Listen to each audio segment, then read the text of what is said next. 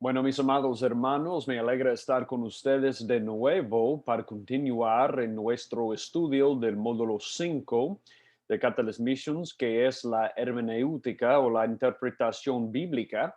En esta lección nos encontramos en la primera parte de la hermenéutica del Antiguo Testamento. En las últimas lecciones hemos establecido una base para entender cómo estudiar la Biblia, considerando su autoridad y su confiabilidad. Y eso estudiamos en la primera lección del módulo 5. Y las otras lecciones 2 a 4, hemos discutido las dos categorías teológicas claves, es decir, la teología bíblica y la teología sistemática, y el método de estudio regular más productivo. Hemos visto cómo estudiar la Biblia de manera inductiva o el estudio inductivo bíblico. Eso fue en las lecciones 2 a 4. Y habiendo puesto esta base, vamos a pasar ahora a la segunda sección de nuestra clase, donde vamos a considerar las partes como el Antiguo Testamento y el Nuevo Testamento, y los géneros específicos de la Biblia y cómo interpretar cada género con sus respectivas categorías interpretativas y reglas. Vamos a estudiar de manera detallada con las reglas de cada género, cómo podemos interpretar de manera fiel cada género de la palabra de Dios y cuáles son los temas claves para interpretar fielmente cada parte de la palabra de Dios. Vamos a comenzar esta sección con la discusión sobre cómo estudiar el Antiguo Testamento. Pero antes de eso, déjame orar para que el Señor bendiga nuestro tiempo juntos y para que Él nos ilumine por su Espíritu Santo. Padre amado, muchísimas gracias por este tiempo que nos has dado, mi Señor, juntos en tu palabra para aprender cómo estudiar la palabra de Dios, las claves, mi Señor, las claves de interpretación. Pero, mi Señor, sabemos que dejado a nosotros mismos y simplemente nuestras herramientas y nuestro propio esfuerzo nunca vamos a entender, y por eso, como hemos dicho antes, necesitamos la iluminación de tu Espíritu Santo. Mi Señor, te pedimos tu ayuda para entender bien la palabra de Dios y para aplicarla con la sabiduría del Espíritu Santo a nuestras vidas. Y te pedimos todo esto en el nombre de Jesús. Amén. Amén. Antes de ver algunas claves y reglas de cómo estudiar el Antiguo Testamento, sería bien para nosotros discutir brevemente qué es lo que realmente constituye el Antiguo Testamento. Entonces vamos a estudiar el Antiguo Testamento en cuanto a sus partes y la organización. Y hablando del orden del Antiguo Testamento, como ustedes probablemente bien saben, hay 39 libros que pueden ser divididos en 4 categorías generales, es decir, 39 libros que componen el Antiguo Testamento que podemos dividir en 4 categorías generales. El Pentateuco o el Torá, 5 volúmenes, que es Génesis hasta Deuteronomio. Luego los libros históricos, Josué a Esther. Luego los libros poéticos y sapienciales, es decir, los libros de sabiduría, Job a Cantares, y los libros proféticos. Y como ustedes van a recordar de nuestro panorama del Antiguo Testamento, hay profetas mayores y menores, Isaías a Malaquías. Es en este sentido que las traducciones modernas en español organizan el Antiguo Testamento y, como sabemos, no en orden cronológico.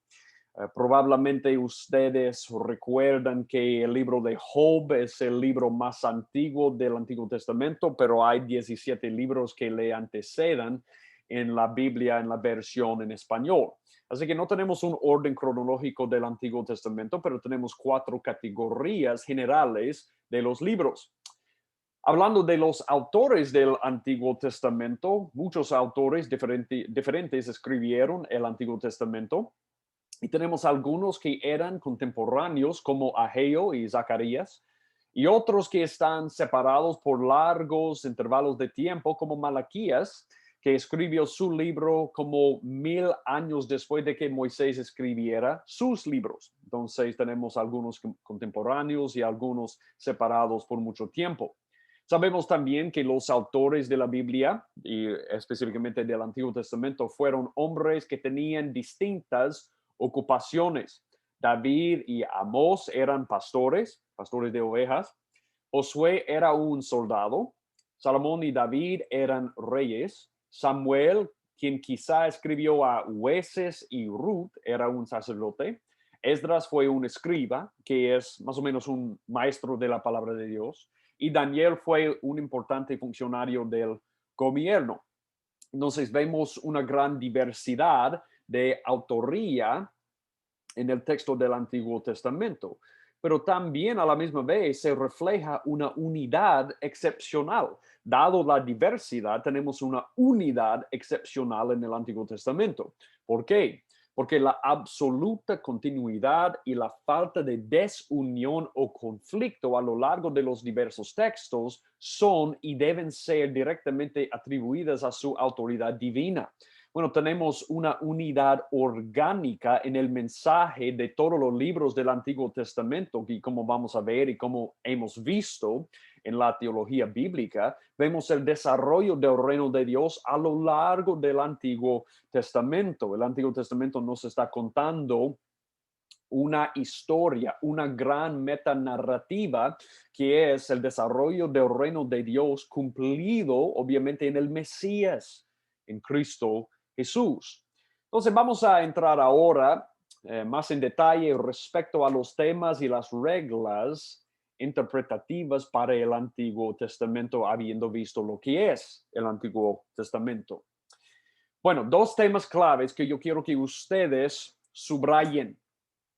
Quiero que ustedes subrayen dos temas claves. Primero, si vamos a estudiar el Antiguo Testamento, tenemos que entender que Jesús está en el Antiguo Testamento y de hecho, Él es el personaje más importante y clave y central del Antiguo Testamento. Como hemos discutido, la Biblia se entiende mejor como una sola gran narrativa o historia. Aunque dividida en testamentos, libros, capítulos y versículos, las escrituras son un todo único y integrado, destinado a describir el desarrollo del reino de Dios. Y como dentro del reino de Dios vemos las glorias de Dios en la salvación de su pueblo y el juicio de sus enemigos. Vemos en el desarrollo del reino de Dios la salvación, la gloria de Dios en la salvación de su pueblo y el juicio de sus enemigos. Y obviamente vemos la gloria de Dios en la salvación de su pueblo y el juicio de sus enemigos más claramente y más visible y más cumplido en la vida, muerte, resurrección y reinado de Jesucristo. Bueno, Él es el cumplimiento del reino de Dios, porque el juicio de Dios se cayó sobre Él, porque él se hizo una ofrenda por el pecado de su pueblo, pero también en el juicio que cayó sobre Jesús en lugar de nosotros, vemos la gloria de Dios en la salvación de su pueblo. Esto solo puede ser entendido correctamente al ver y estudiar Cristo como el Mesías en el Antiguo Testamento. Y este es nuestro primer y más importante tema.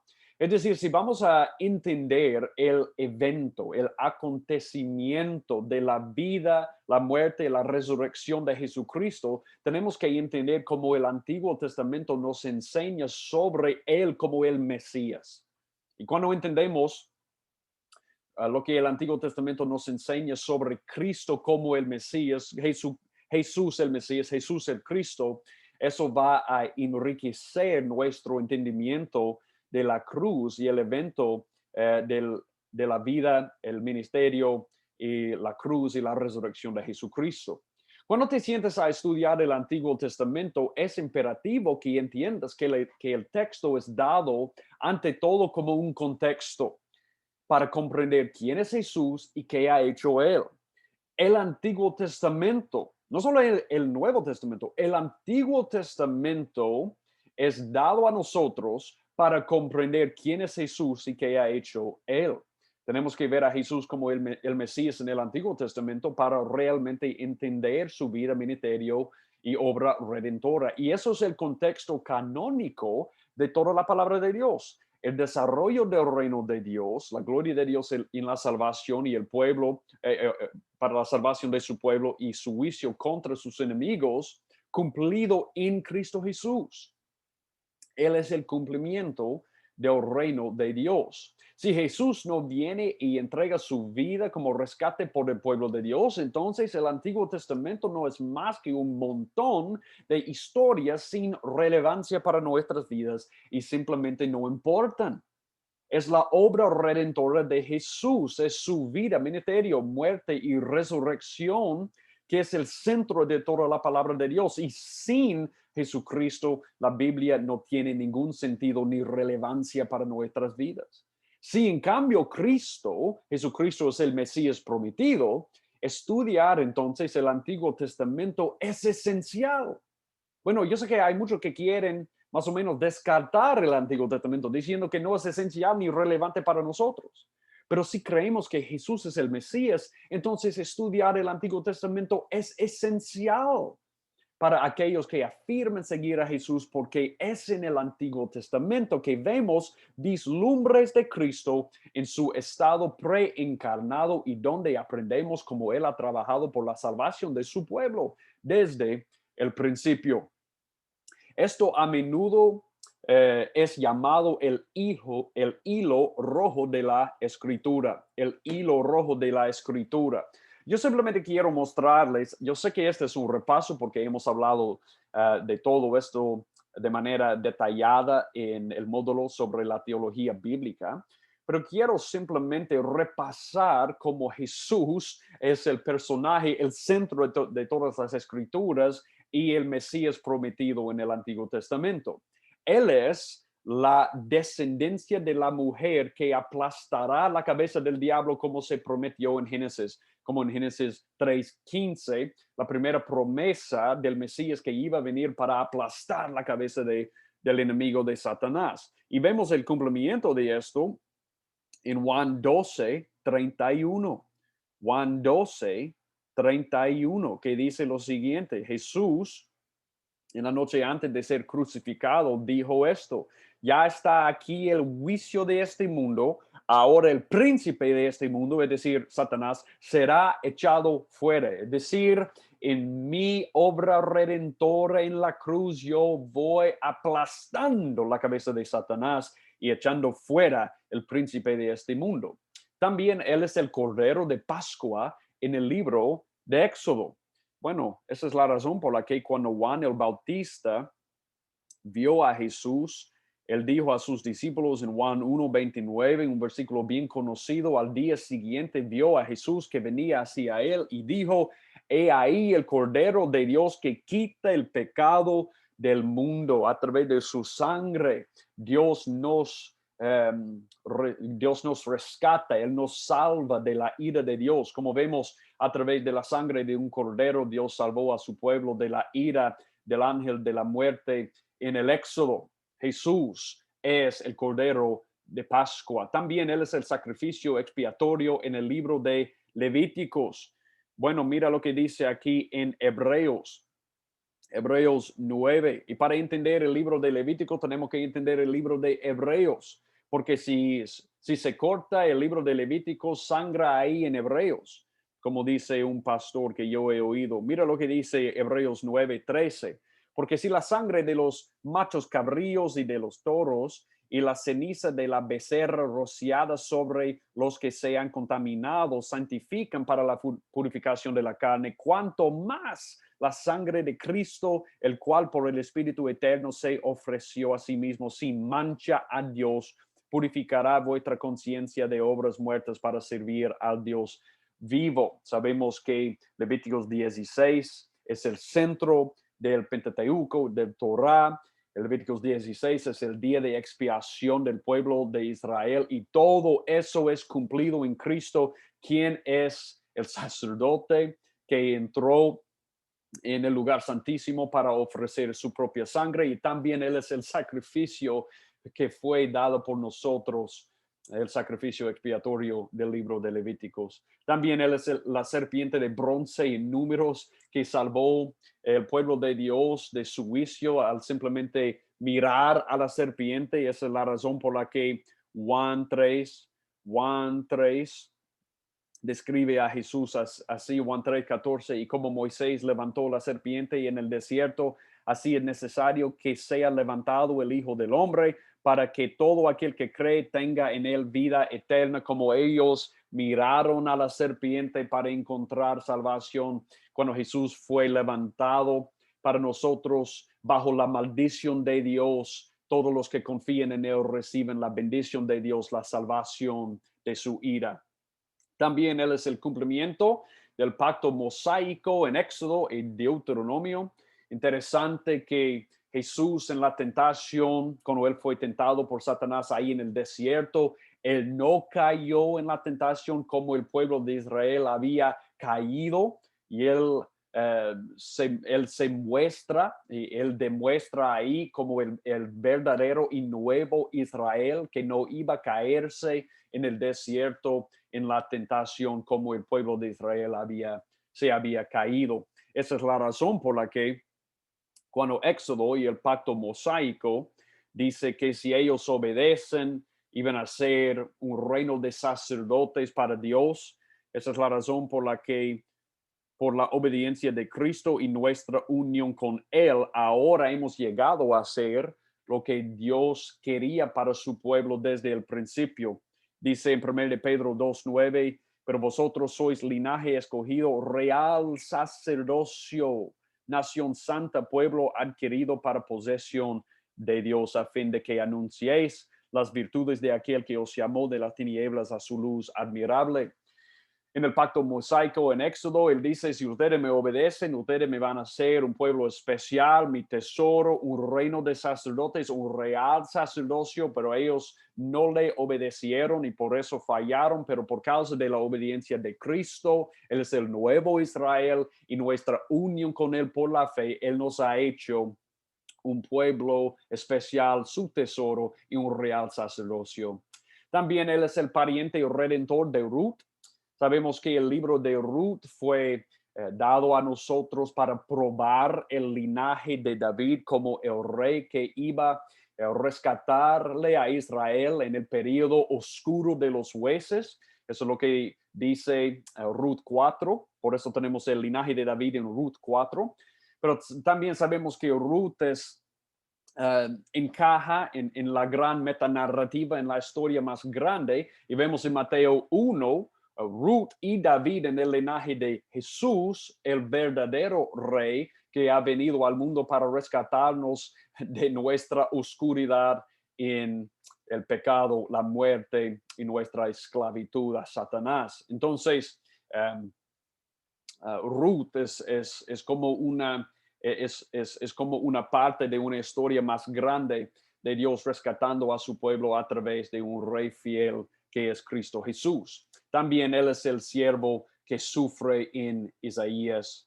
Sabemos de Isaías 42 y 53 que Dios tenía un siervo profetizado que iba a venir para sufrir por su pueblo. Y sabemos que Jesús dice acerca de sí mismo en Marcos 10:45 lo siguiente. Y eso realmente es un versículo clave para entender el libro de Marcos. Él dice, porque ni aún el Hijo de Hombre vino para ser servido, sino para servir y para dar su vida en rescate por muchos. Él es el siervo sufriente profetizado en Isaías 42 y 53, entre otras profecías, que vino para sufrir por nosotros como un verdadero siervo de Dios. Bueno, entonces en todo eso y en muchos más lugares podemos ver el hilo rojo de la escritura, todo cumplido en Cristo Jesús. Bueno, podría yo seguir y seguir a través de cada libro del Antiguo Testamento mostrándoles cómo Jesús es la figura central y el tema unificador de la escritura. Y eso es lo que hacemos en el panorama del Antiguo Testamento y Nuevo Testamento y en la teología bíblica. Así que pero yo creo que un versículo para resumir todo esto sería Lucas 24, 25 a 27, donde Jesús está caminando con la pareja que está en camino a Emaús y ellos habían perdido la esperanza al verle crucificado y él camina con ellos y ellos no le reconocieron, pero él les dijo esto: insensatos y tardos de corazón para creer todo lo que los profetas han dicho. No era necesario que el Cristo padeciera estas cosas y que entrara en su gloria. Y comenzando desde Moisés y siguiendo por todos los profetas, les declaraba en todas las escrituras lo que de él decían, lo referente a él en todas las escrituras. Y luego en el mismo capítulo de Lucas, él les dijo a sus discípulos: estas son las palabras que os hablé estando aún con vosotros, que era necesario que se cumpliera todo lo que está escrito de mí en la ley de Moisés, en los profetas y en los salmos. Así que a pesar del hecho que no tenemos tiempo para repasar todo lo que vimos en el Antiguo Testamento y el repaso del Nuevo Testamento, la teología bíblica, tenemos aquí un pasaje que resume todo el Antiguo Testamento, es decir, la ley de Moisés, los profetas, los salmos, tienen que ver con Jesús. Él es la figura, el personaje central y el tema unificador de las escrituras. Aquí Jesús enseña que Él está presente y fundamental para entender el Antiguo Testamento. De hecho, Él reprende a sus discípulos por no ver esto. Y esto implicaría para nosotros que esto es conocimiento que el Señor quiere que sus seguidores sepan.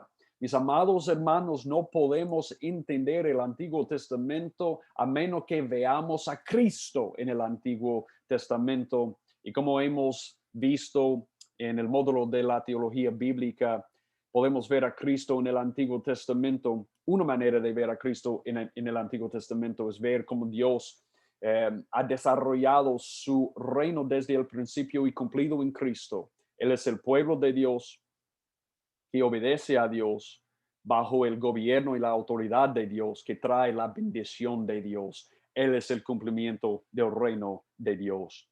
También para entender el Antiguo Testamento tenemos que entender los pactos. De nuevo, este es otro tema que es clave en el Antiguo Testamento, pero también un tema que hemos visto en detalle en la teología bíblica. Generalmente un pacto, como ustedes bien recuerdan, es un acuerdo entre dos partes respecto a cómo se relacionarán y tratarán de manera justa entre sí. Normalmente los pactos tienen tres partes, como ustedes van a recordar. Tienen un elemento de benevolencia, que Dios le recuerda a su pueblo lo que Él ha hecho por ellos. También la lealtad esperada de su pueblo y también las consecuencias positivas o negativas por la obediencia, una consecuencia positiva y una bendición y una maldición o una consecuencia negativa por la desobediencia. Y vemos esto, por ejemplo, en Éxodo 19, 4 a 6.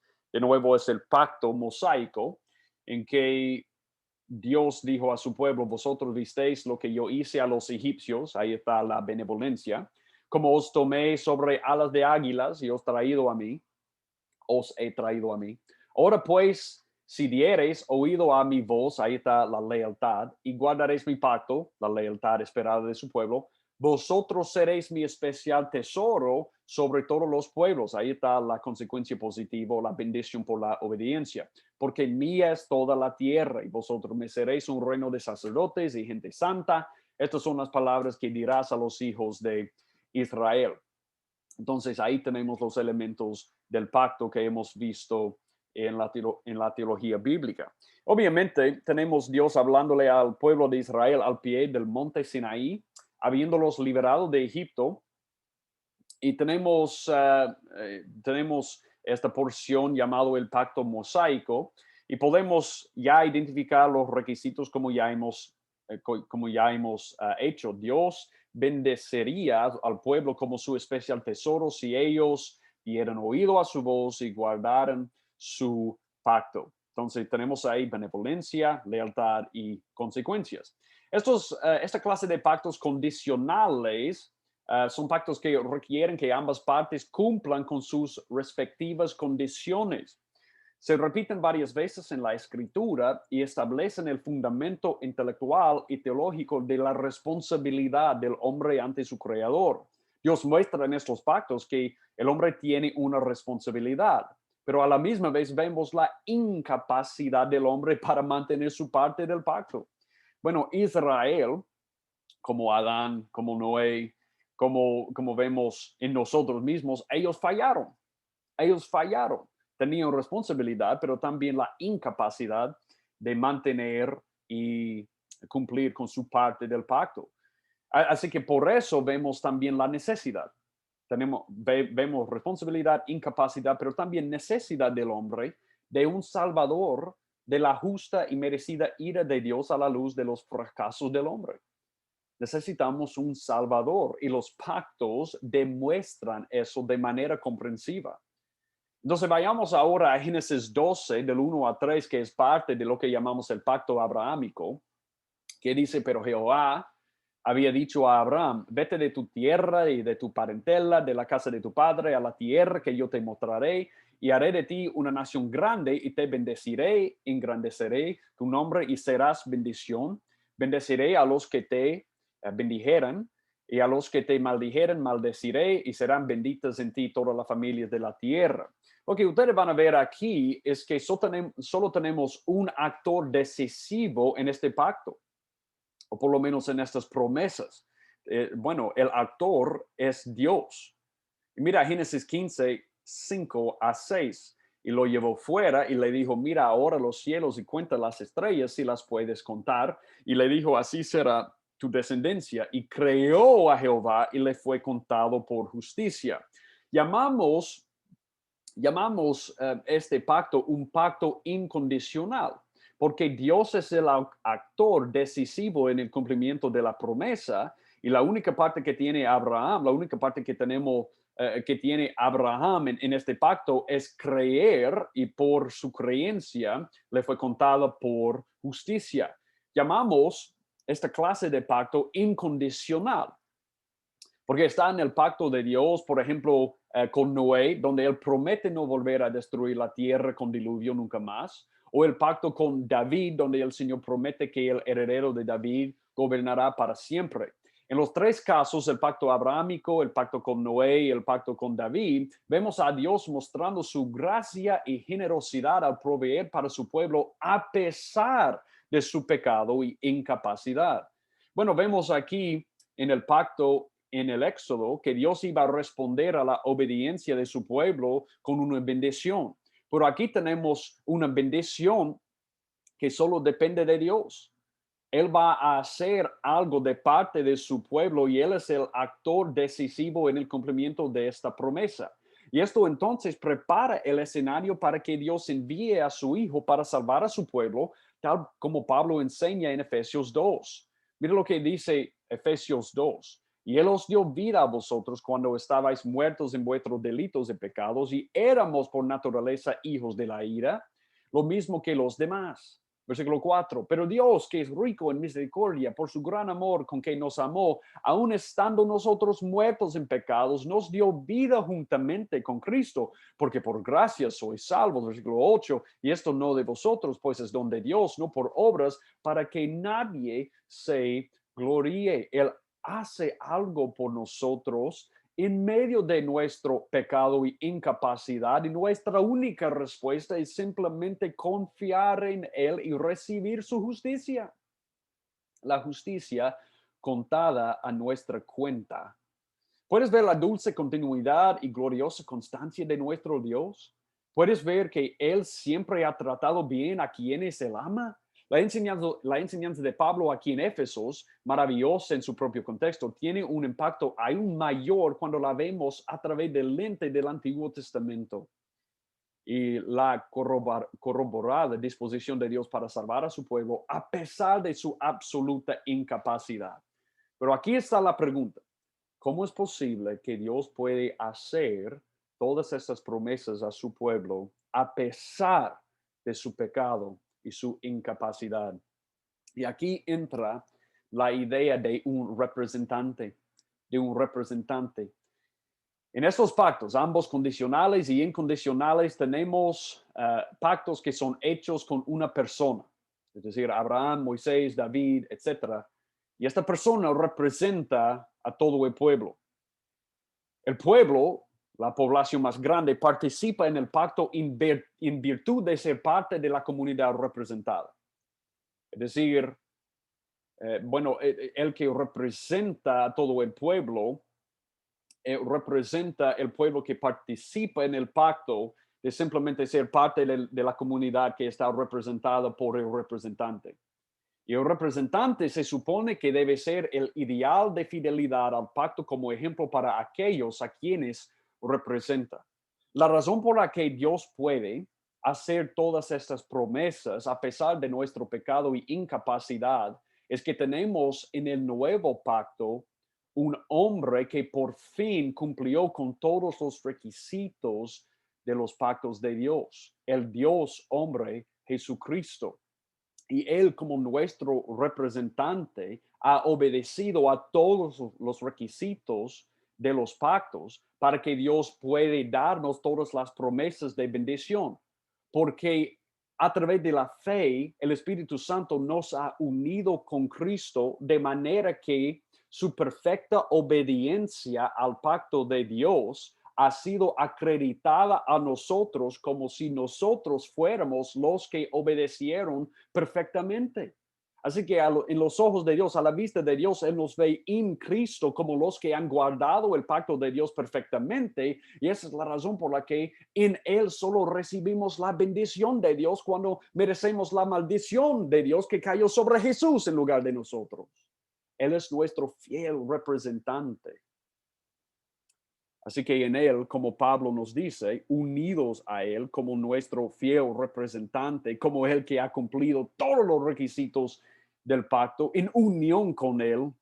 Mira lo que Pablo dice a nosotros, Efesios 1:3, bendito sea el Dios y Padre de nuestro Señor Jesucristo, que nos ha bendecido con toda bendición espiritual en los lugares celestiales. Mira esto, en Cristo. Él nos ha unido con Cristo para que la obediencia perfecta de Cristo sea acreditada a nosotros. Y es como si nosotros fuéramos los que habían obedecido perfectamente el pacto de Dios, porque en Cristo, unido a Él, Él nos ha imputado su perfecta justicia. Y por eso, disfrutamos de todas las bendiciones celestiales en Cristo Jesús, que es conocerle a Él. Es increíble, es increíble. Así que la razón por la que Dios puede hacer todas las promesas del nuevo pacto a nosotros es porque ahora tenemos un fiel representante que ha cumplido todos los requisitos del pacto y unidos a Él, Él cuenta a nosotros su obediencia perfecta. Amén. Estos temas, Jesús como Mesías y los pactos, son solo dos de los temas que conducen la narrativa del Antiguo Testamento. Otro tema de estudio incluyen el monoteísmo, atributos de Dios, la elección, la escatología del Antiguo Testamento, entre otros. Y aunque no es necesario un conocimiento exhaustivo de estos temas para leer y beneficiarse del Antiguo Testamento, una creciente familiaridad con estos temas en el curso de tu andar cristiano enriquecerá tu estudio de la Biblia. Pero hay dos temas claves que tenemos que entender para entender todo el contexto del Antiguo Testamento y para no malinterpretar el Antiguo Testamento. Todo el Antiguo Testamento tiene que ver con Jesús, referente a Él. Él es la figura, el personaje central del Antiguo Testamento. Y todos los pactos son cumplidos en Cristo como nuestro fiel representante. Y dado lo que Él ha hecho por nosotros, su perfecta lealtad, en Él recibimos todas las bendiciones espirituales en los lugares celestiales. Entonces, reglas interpretativas del camino para el Antiguo Testamento. Yo tengo aquí 13 reglas de interpretación para estudiar el Antiguo Testamento. Entonces, algunos de estos realmente están conectados, o más o menos dicen la misma cosa, pero de otra manera. Así que una narrativa del Antiguo Testamento usualmente no enseña directamente una doctrina. A continuación, mira la segunda regla. Una narrativa del Antiguo Testamento ilustra usualmente una doctrina o doctrinas enseñadas o doctrinas enseñadas proposicionalmente en otra parte. Un ejemplo de esto sería Ruth versus Romanos. En Romanos tenemos la doctrina de la justificación por la fe, la salvación de cualquier persona que cree en Cristo de manera proposicional. Pablo enseña eso explícitamente, pero vemos ver la misma doctrina o ilustrada en la historia de Ruth. Podemos ver a Dios salvando a una extranjera a través de la fe y su inclusión en el pueblo de Dios y cómo Dios usa a ella en el linaje de Cristo.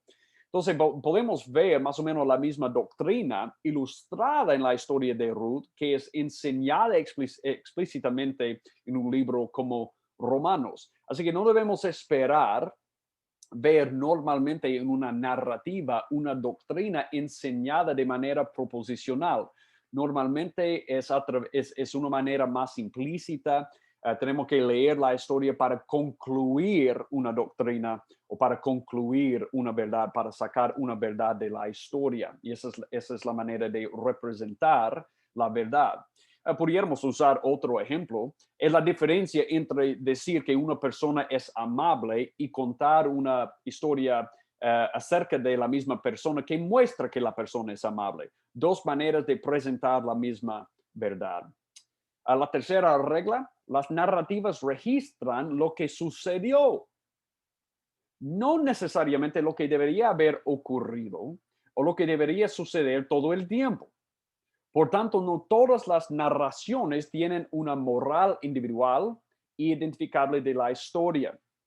Por ejemplo, vemos en Primera de Reyes 11:3 que Salomón tuvo 700 esposas y 300 concubinas. Bueno, eso es lo que sucedió, pero eso no debe ser el ejemplo. La Biblia no nos está contando eso para que sigamos su ejemplo. Y sabemos eso porque Mateo 19:5, Jesús está hablando del matrimonio y él dice lo siguiente, Mateo 19:5.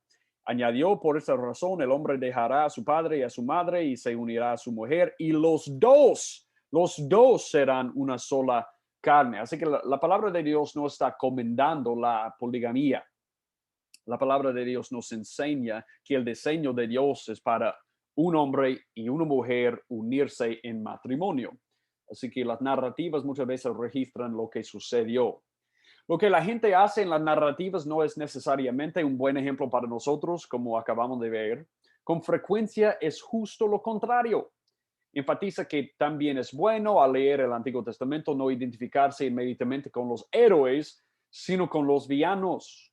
Su rebelión y pecado representan mucho más quienes somos nosotros alejados de Cristo. Por ejemplo, tenemos la tendencia de ponernos en el lugar del héroe en cada historia. Podemos dar, por ejemplo, 1 Samuel 17. Tenemos la tendencia de ponernos en el lugar de David.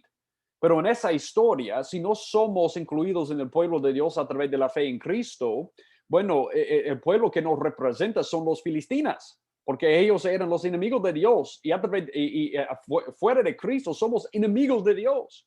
O si hemos sido incluidos por la fe en Cristo en el pueblo de Dios, los que nos representan es el pueblo de Israel. Los que los que no querían salir a la batalla, tenían temor, se asustaron por el gigante y no podían vencer. David es el héroe de la historia, pero realmente sabemos que él es un representante de Cristo, él es un tipo de Cristo ahí, porque Cristo ha vencido el enemigo del pecado y la muerte de Satanás por nosotros y en él tenemos la victoria. Así que tenemos que asegurarnos de que estamos identificándonos a nosotros mismos con la persona correcta o la figura correcta en la historia. La mayoría de los personajes del Antiguo Testamento en las narrativas están lejos de ser perfectos, al igual que sus acciones. Y podemos ver un ejemplo de esto en 2 de Samuel versus 2 de Samuel 8 versus 2 de Samuel 10 a 20. Si ustedes leen eso, y sabemos que el rey David fue un hombre conforme al corazón de Dios, él era un hombre justificado porque él creyó en el Mesías de Dios, pero sabemos que por su pecado con Betsabé tenemos todas sus victorias, sus elogios, mejor dicho, en un solo capítulo en 2 de Samuel 8. Todos sus elogios, todas las buenas cosas que pudiéramos decir sobre David, encontramos ahí en 2 de Samuel 8. Pero tenemos 10 capítulos de consecuencias por su pecado con Betsabé, en 2 de Samuel 10 a 20. 10 capítulos contándonos las consecuencias de su pecado, un solo capítulo hablando de sus elogios o sus victorias. Así que podemos ver, a pesar del hecho que David era un hombre salvado por Dios, un hombre conforme con su corazón, él no era perfecto. No siempre se nos dice al final de una narrativa si lo que pasó fue bueno o malo. Se espera que seamos capaces de juzgar sobre la base de lo que Dios nos ha enseñado directamente y categóricamente en otras partes de la escritura. Por ejemplo, en Ruth 1:1, no sabemos simplemente de ese pasaje si es buena cosa o mala cosa que ellos salieron a Moab, de Belén, perdón. El texto no nos dice si es buena cosa o mala cosa de que ellos salieron, pero sabemos de Números 25 del 1 a 3 que fueron los moabitas que tentaron a Israel le guiaron a Israel al pecado. Y sabemos de Génesis 19 los raíces del pueblo de Moab y cómo Dios les había prohibido de casarse con los extranjeros porque él sabía lo que iba a pasar con la idolatría. Así que sí, fue mala cosa de que ellos salieron de Belén para ir a Moab, pero el texto en Ruth no nos dice eso. Tenemos que entender de otras partes de la escritura. Todas las narrativas son selectivas y incompletas, así que es decir, no tenemos todos los detalles relevantes. No tenemos todos los detalles, es mejor decirlo de esa manera. Por ejemplo, en el Éxodo, no tenemos todos los detalles de lo que sucedió en el Éxodo. No sabemos lo que pasó con cada persona en Egipto y qué fue el resultado con el clima en todos los casos. No sabemos todo lo que sucedió, pero tenemos los detalles que necesitamos para entender lo que Dios quiere que entendamos. Lo que sí aparece en la narrativa es todo lo que el autor inspirado por Dios pensó que era importante para que nosotros conociéramos. No tenemos todos los detalles, pero tenemos los detalles necesarios para que entendamos el mensaje del pasaje. Las narrativas no son escritas para responder todas nuestras preguntas teológicas. Tienen propósitos limitados, específicos y particulares que tratan sobre ciertos temas, dejando a otros para ser tratados en otros lugares de otras formas. No vamos a ver en cada narrativa la respuesta que queremos a cada pregunta teológica. De nuevo, Dios nos ha dado todos los detalles que Él quiere que tengamos. Las narrativas enseñan ya sea de forma explícita, declarando claramente algo, o implícitamente, implicando claramente algo sin decirlo realmente. Y eso se refiere a lo que ya hemos visto. Por ejemplo, Ruth y Romanos, vemos una verdad implícitamente en la historia de Ruth, lo que vemos explícitamente en la enseñanza de una epístola como Romanos. En el análisis final, Cristo es el héroe de todas las narrativas bíblicas, como ya hemos visto en Lucas 24, 25 a 27. De nuevo, debemos aplicar cada narrativa del Antiguo Testamento de manera correcta a nosotros, sabiendo que Cristo es el héroe. Las promesas en los Salmos y Proverbios no deben ser tomadas como obligaciones contractuales, al contrario, son bendiciones representativas de fidelidad o maldiciones de pecado. Quiero decir algo aquí también sobre las promesas o sobre la literatura de sabiduría. Muchas veces nos acercamos al libro como Proverbios pensando que los proverbios son una garantía para nuestras vidas. Si cumplimos con lo que el proverbio nos dice, vamos a tener cierto resultado. Y muchas veces hacemos eso con Proverbios 22:6, que dice, enseña al niño el camino en que debe andar y aun cuando sea viejo no se apartará de él. Y muchas veces pensamos que si enseñamos a nuestros niños el camino correcto en Cristo Jesús, ellos van a seguir sin error. Pero eso no es una promesa, una garantía, sin embargo, es un principio general. Normalmente, cuando enseñamos a los niños el camino en que deben andar, ellos no se van a apartar de él, pero no es una garantía. Así que tenemos que tener cuidado con eso cuando estamos estudiando, Las profecías del Antiguo Testamento usualmente tienen múltiples horizontes de cumplimiento y raramente son comprendidas de forma exhaustiva. Podemos ver esto, por ejemplo, en Joel 2:28 a 32. Ustedes van a recordar que en Joel, él está hablando sobre una plaga de langostas en Israel y él relaciona esa plaga de langostas, la usa como una ilustración del día del Señor. Y tenemos una profecía en Joel 2:28 a 32 que vemos cumplida, por ejemplo, con la venida del Espíritu Santo. Mira Joel 2. Joel 2. Yo voy a leer Joel 2:28 a 32. Y sucederá que después de esto derramaré mi espíritu sobre toda carne, y vuestros hijos y vuestras hijas profetizarán, vuestros ancianos soñarán sueños, vuestros jóvenes verán visiones, y aún sobre los siervos y las siervas derramaré mi espíritu en esos días.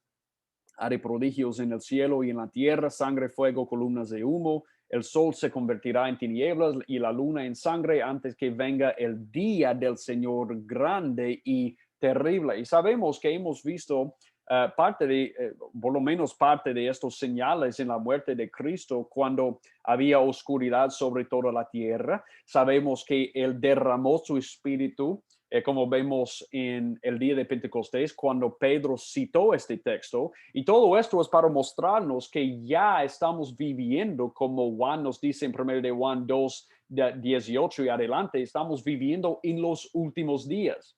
Es decir, los últimos días ya han sido inauguradas con la venida de Cristo, su obra redentora y la venida del Espíritu Santo. Ya estamos viviendo en los últimos días, pero estamos esperando para la venida de Cristo la segunda vez y el día final del Señor. Así que de cierta manera vemos el cumplimiento de esta profecía del día del Señor, porque Pedro citó a Joel para decir, bueno, los días del Señor, los últimos días ya han sido inaugurados, pero estamos esperando el pleno cumplimiento de toda esta profecía en el día del Señor. Así que por eso las profecías del Antiguo Testamento usualmente tienen múltiples horizontes de cumplimiento. A veces vemos parte del cumplimiento en Cristo, parte en su iglesia y parte en su regreso. Tenemos que entender esto cuando estamos estudiando la profecía del Antiguo Testamento, y eso nos ayuda de no malinterpretar las profecías. Así que el Antiguo Testamento es un tesoro para el cristiano. En el Antiguo Testamento vemos la larga historia de la fidelidad de Dios para su pueblo, y la necesidad del hombre de un Salvador, la promesa del Mesías y mucho más. Jesús enseña, como lo hemos discutido, que para entenderlo a Él debemos entender las escrituras del Antiguo Testamento. Toda persona que busque estudiar verdaderamente la Biblia necesita estudiar el Antiguo Testamento. Y debemos alabar a Dios por proveer estos libros y glorificarlo al complacernos en ellos y aprender todo lo que podamos con la ayuda del Espíritu Santo. Entonces, en la próxima lección vamos a seguir con el primer género del Antiguo Testamento, que es el Pentateuco. Y vamos a hablar de las reglas interpretativas, cómo interpretar bien ese género en la Biblia.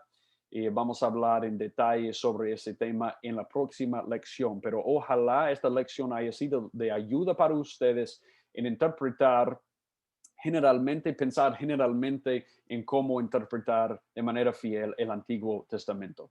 Amén.